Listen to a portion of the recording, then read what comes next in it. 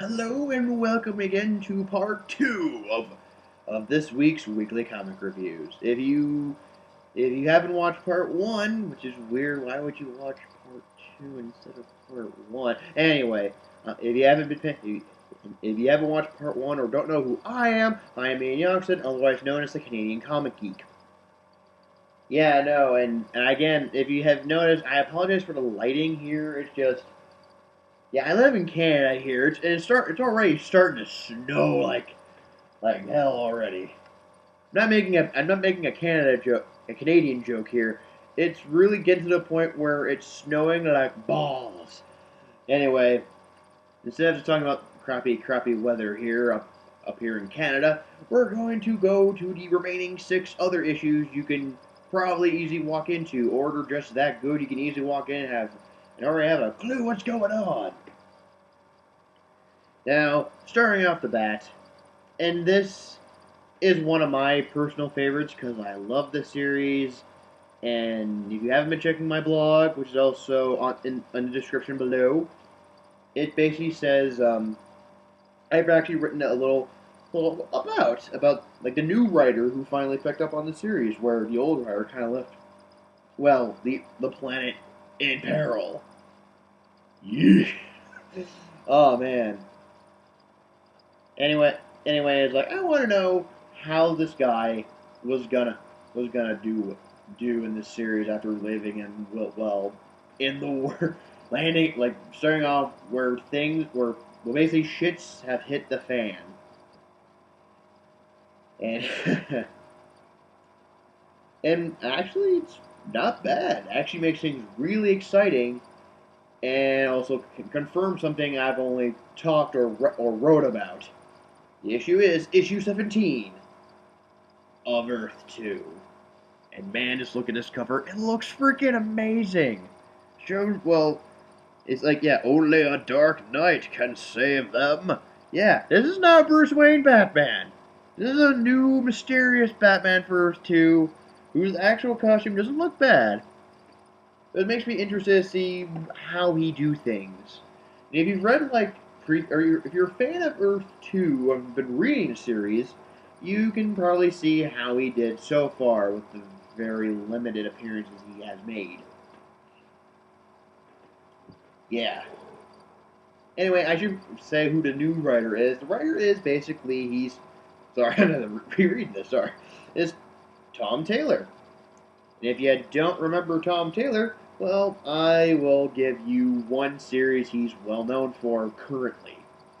He is well known for writing the prequel series, which is a webcomic, but it's like one like it's a well not a webcomic, sorry, it's a digital comic that in a few months gets reprinted in physical form as a series.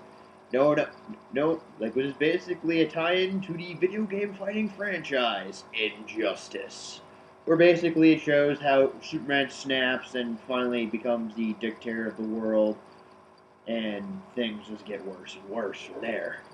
No, not the story-wise. I mean for the characters to get things worse and worse for them. And man, it somewhat kind of feels like that. Well, for one, he's kind of doing the same thing, which is basically showing evil Superman. And I should clarify, it's basically near the end of the last issue of Earth 2, there was a character called Brutal, or Brutal, with the 2 A's. Ugh, that's weird.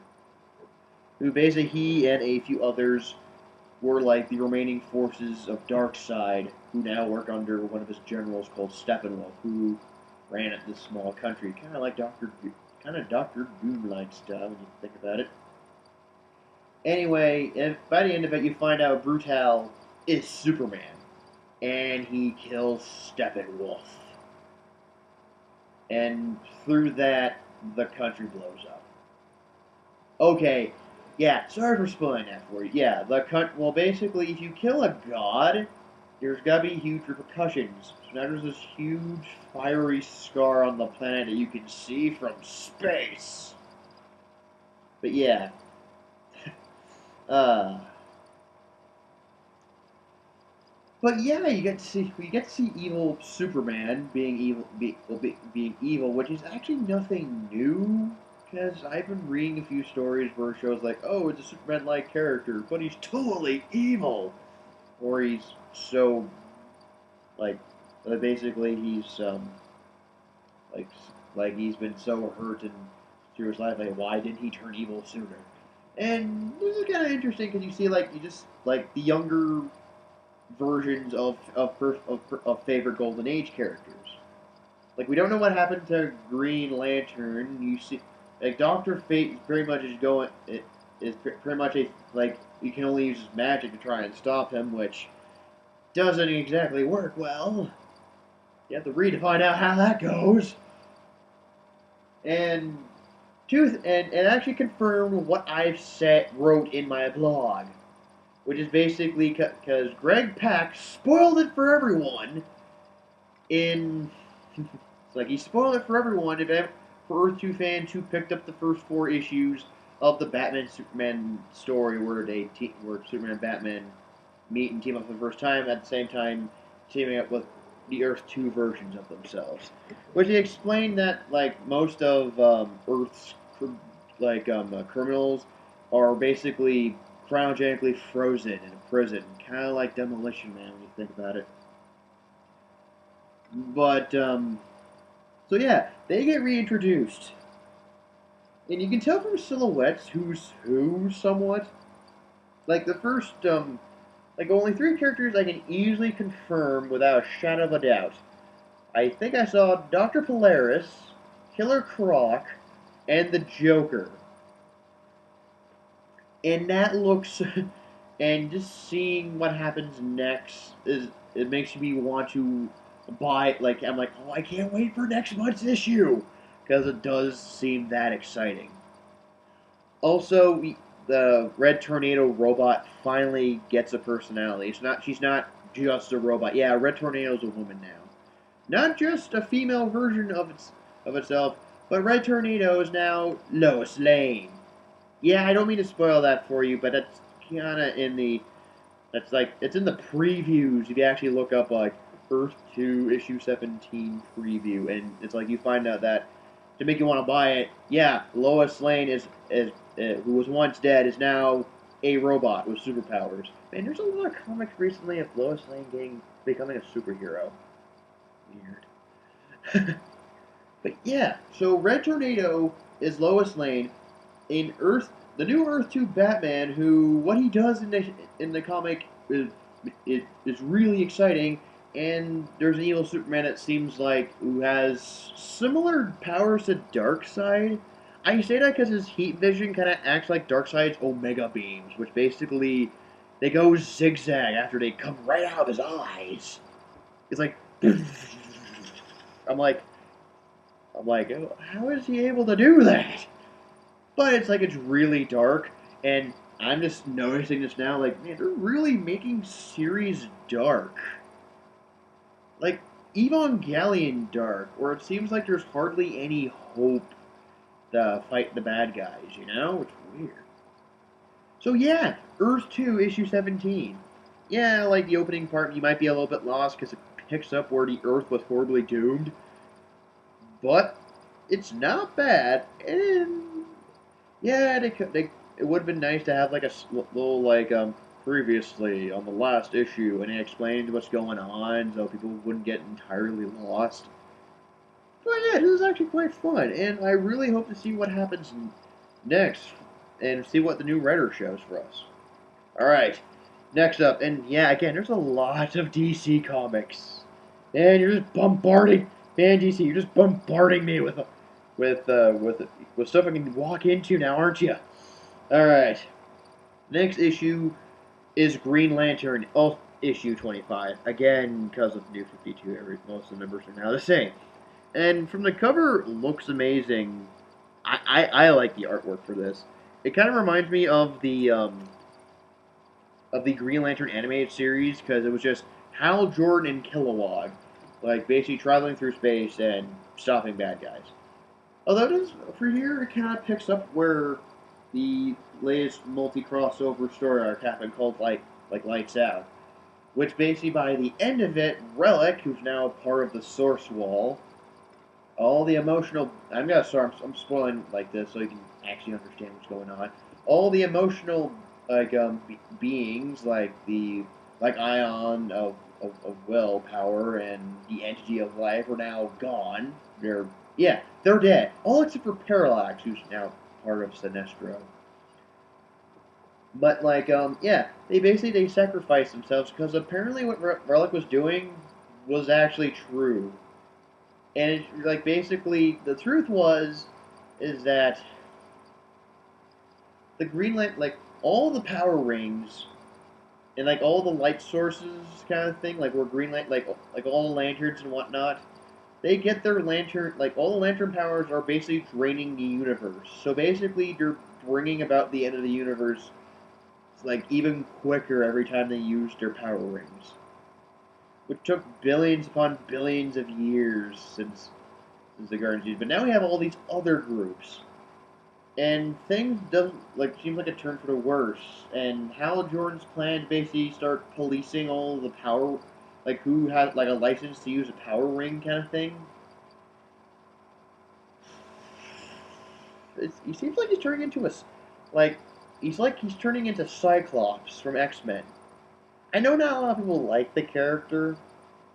It's basically like ever since that one thing happens that basically shows like these are dark times for the team, and basically what he does seems like he's becoming something he hates.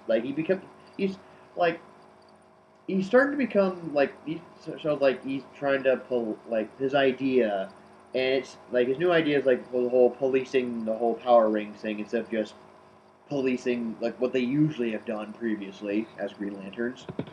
Seems like he's becoming darker and darker. I really hope this doesn't become a schism, so we have like two Green Lantern teams, one led by Hal Jordan, one led by John Stewart, which actually would be cool seeing a John Stewart led Green Lantern team. That actually would be awesome. Now that I think about it. So basically, yeah, he's starting to get darker. Like things are getting a turn for the worse, kind of thing. I think because now they know apparently their power source isn't as unlimited as they thought it was. It's very limited. And also, and also their new headquarters is now Mogo, the Green Lantern planet, like the living planet that became a Green Lantern, which actually makes a lot more sense for Green Lantern home to look like now, because well, it says this is where Green Lanterns live now. What's up?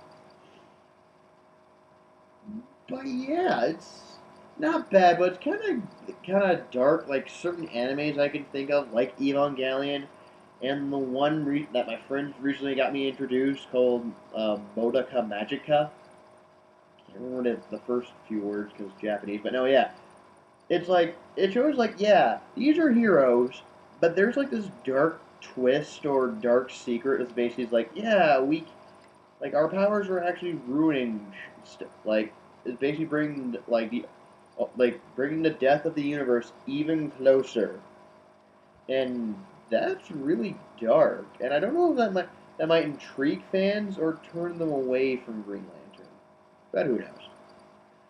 Although good news is it kind of pick themselves up like pick up where they kind of left off with their Green Lantern duties now that Relic has been dealt with.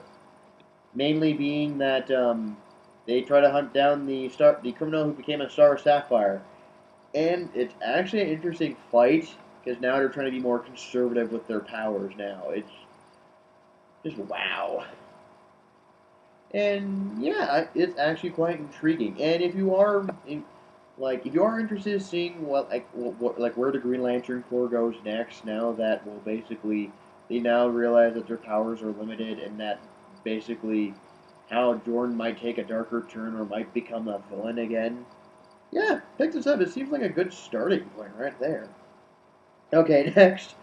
And I had a good laugh reading this. Because this is so goofy. Like, not goofy to Disney character. I mean, this is like a wacky story to me. And it seems like a good turn because there's been a lot of comics where like saying certain Marvel character kills the Marvel universe, like the Punisher or Deadpool. it's kind of a nice change seeing someone save the Marvel Universe. The issue I'm talking about is issue 1 of Longshot saves the Marvel Universe. And just looking at this totally screams 80s. Like, look, even the logo here has even the Marvel Universe logo has an 80s look. That's hilarious. So basically, all you need to know is basically something goes wrong with a villain that somewhat screams Doctor Who. Like, yeah, he looks like a Doctor Who villain. It's very weird. Is basically he's off to do something, and apparently it's up to Longshot to basically save the universe from utter destruction. That's all I have to say because everything else is really goofy. Like, well, besides Longshot's powers, which is luck based, basically he has to be really lucky. Also, the fact that the bad guy is trying to kill off people who are lucky, which makes sense how, but whatever. And also seeing Reed Richards and Tony Stark as truckers. Why are they truckers? Well, you're gonna have to read to find that out, because it's actually quite hilarious. All in all, if you want to see like a wacky tale, for a first issue, it's pretty wacky and goofy, and it actually seems like an interesting startup for a miniseries. Yeah, Longshot saves the Marvel Universe. Issue 1 is actually quite a fun read. In case you do like the whole wacky and goofiness. Alright, next. And this is a DC comic that does not have the number 25. And it's personally one of my other personal favorite series that came out of DC. From the Tyrannus of Sin, and also a tie-in to Forever Evil, we have issue 13 of The Phantom Stranger. And as you can see, this cover looks interesting already. He's trying to kill the Question with the Spear of Destiny. And the Spear of Destiny is like a holy relic, basically. And I kind of like how this goes, because due to the new 52, the new 52 verse kind of thing, shows that, Phantom Stranger, The Question, and Pandora are basically are three people who basically plunged the world into darker times because of their sin.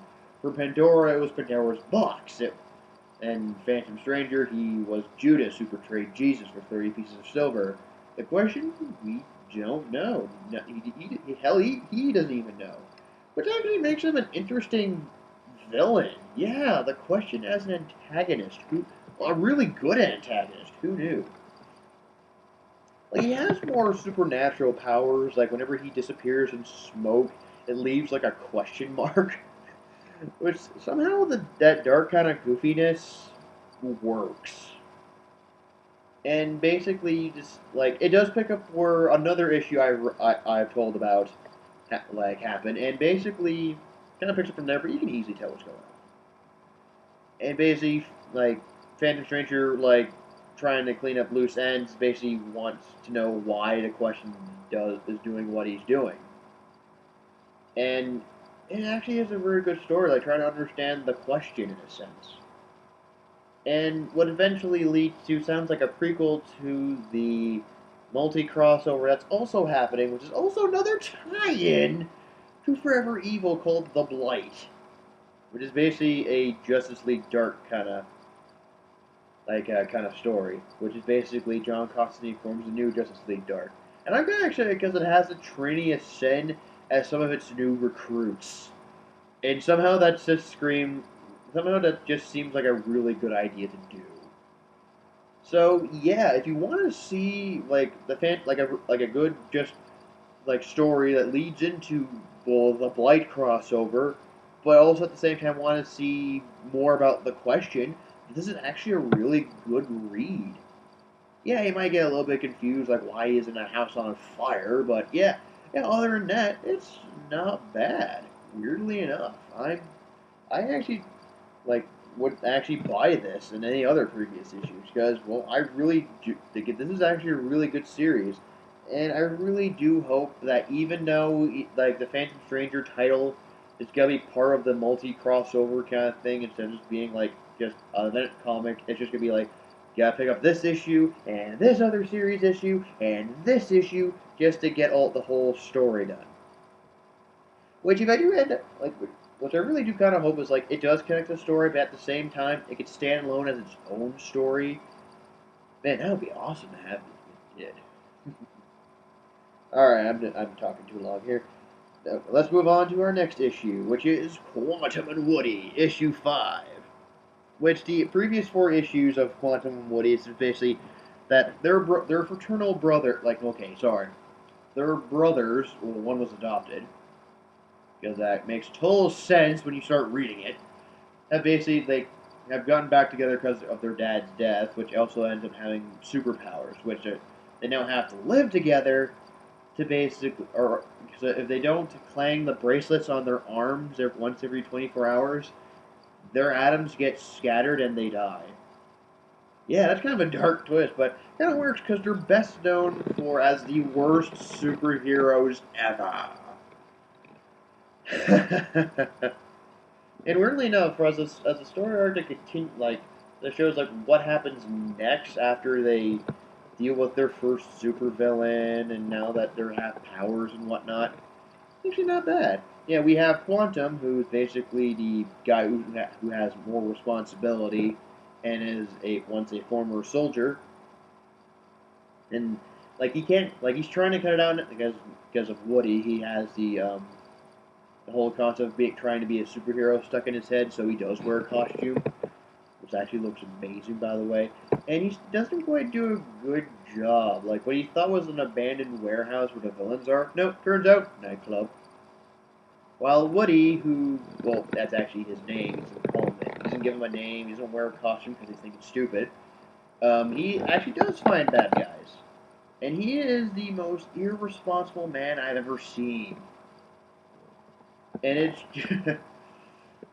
actually not bad for a new story arc, especially the end where I think Quantum might have actually stepped into something that he really shouldn't. And yeah, like he actually tries to be a superhero. He now has to deal with the fact that his irresponsible brother, who annoys him to no end, are now like living together. Who, what? I swear to God, Woody sometimes is. Well, actually, no, they're both idiots. Now that I think about it, at times they really do have their stupid moments.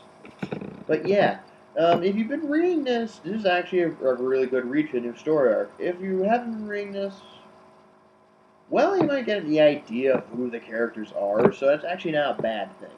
Well, the arts may not be as good. May not be as like eye-catching. Like no, it's appealing art. The artwork is appealing. I applaud the artist.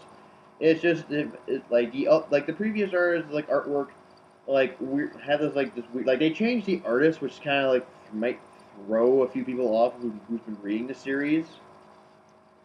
And yeah, it's actually again like besides the art change, it's not bad. I enjoyed it. It was funny. The characters have their stupid moments, which I think the stupid moments kind of work for the story because they're supposed to be the worst heroes ever. And yeah, if you and apparently if you aren't interested, pick up this or any of the previous 4 issues. It's actually a fun read for the slightly older audience. And finally, we reach our final issue for this week. Sorry, I've been talking so long, my throat's starting to tire. But yeah, no. It's actually a first issue. It's the X-Men, and it finally brings back a character many of us were hoping to come back to life. No, not Jean Grey, because really it's a cheap shot. But no, what I'm talking about is Amazing X-Men issue 1. And as you can see, it features a Nightcrawler. He is coming back. Yeah. No, like, Nightcrawler is one of my favorite X-Men. I'm actually quite happy he's coming back to life. And for this first issue, like, new X-Men comics recently, it really shows, like, like a whole spread, like from front end to back, as you can see. Like, see, there's Nightcrawler, and then there's the red Nightcrawler who looks like a pirate, because he is. Well, I don't know why he's being a pirate. It makes no sense. It's basically Azazel, and I apologize for pronouncing his name badly there. Yeah, so if you're wondering who Azazel is, he's Nightcrawler's dad. Yeah, for those of you who don't know or haven't seen or read anything that has Azazel on it, like for example X-Men First Class, he's basically well, basically in the comics he was a mutant of a tribe of mutants who have demon-like appearances, and basically after because he lived just as long and he was trapped in another dimension, he was able to get back to our dimension every now and then, and basically he did fall in love and had a child with Mystique, hence why Nightcrawler. He has his father's looks, but the same skin color as his mom. Which is actually not that bad, actually, when you think about it. No, it's like... So basically, he is a mutant. He's a man who's a mutant who looks like a demon, yet he likes to trick people thinking he's the devil, even though he's not. And basically for this issue, you see Nightcrawler like in heaven. It basically looks like a paradise. I don't know why everyone's wearing the same kind of robes. I'll never know. And apparently, it actually does explain. If you've read previous X-Men comics since 2010, Wolverine's school has these mini Nightcrawlers called Bamfs, and and we actually in this comic we actually get to find out who the Bamfs are. Like, where do they come from? Like, what? Why are they, like, being so annoying to the characters and whatnot? And it actually does explain why, because apparently Nightcrawler, who, well, he misses his friends and wants help because, well, his dad, Azazel, dressed as a pirate, which I don't know why he does that, is basically taking over heaven. Where's God in all of this? Well, maybe he's in the body of a dog talking to Phantom Stranger. That makes logical sense. Yeah, no, sorry. Well, joke aside, this is actually a really good part one. It's a good establishing story of like who are the Bamfs. Like, if you have not read any X-Men, that's okay. You actually get to find out like who Nightcrawler is. You get to find out like who our characters are for the story. It does pick up for Battle of the Atom story arc, which ended like last week, and yeah, no, it's like so we're not gonna follow what happens until you read all new X-Men, what happens to some of the other characters. But here we get to find out that, well, Nightcrawler like needs help, and basically only half our team gets sucked into the portal, half of them being in heaven, the other half, well, yeah. Which doesn't happen in a comic. You can just tell from like coming next month, and you just see like the cover for that. So you can probably tell who's going to heaven and who's going to hell. But now that I think about it, does not sound either way. Does not sound like a good idea to end up in because, well, of Azazel. But yeah, if you're an X-Men fan and you love Nightcrawler, this is an amazing issue. The stories, like, this is actually a good setup. The art is amazing. Nightcrawler is back in his classic costume again. And I have to say, that's always a treat, because I loved the classic look. And you see him with cutlasses. Cutlasses! He's being badass, fighting demonic pirates in heaven. Yeah! Sorry, I can't stress this enough. This is actually a must-read for even if you're not an X-Men fan, this is a fun read. Like go out of your way, buy the issue while you can for the Quest of Nightcrawler, because I gotta tell you, just after reading this, the next few issues actually sound like one heck of an awesome story.